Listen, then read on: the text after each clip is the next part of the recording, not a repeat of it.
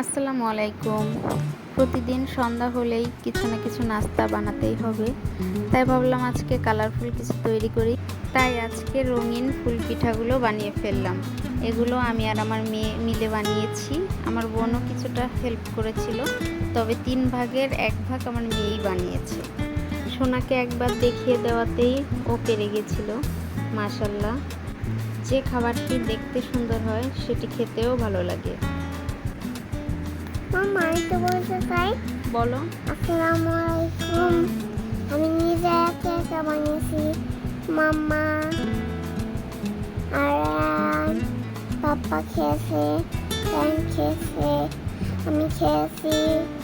আর আমার মাম্মার বোন মাঝে মাঝে একটু সাহায্য করেছে। মাম্মার বোন তোমার কি হয়? তো মাম্মার বোন বললে কেন? বোন না, আমার মামনি বানিয়েছে আর আমরাও বানিয়েছি।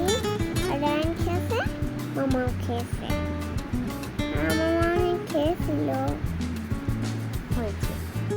পিঠাগুলোকে ভেজে গুড়ের কোটিং দিয়ে দিয়েছি যাতে খেতে মিষ্টি লাগে, আর এগুলো বাচ্চারা অনেক পছন্দ করেছে। নেক্সট টাইম আবারও ট্রাই করব বানানো। তো সবাইকে আল্লাহ হাফেজ। আল্লাহ হাফেজ দাও। আল্লাহ হাফেজ।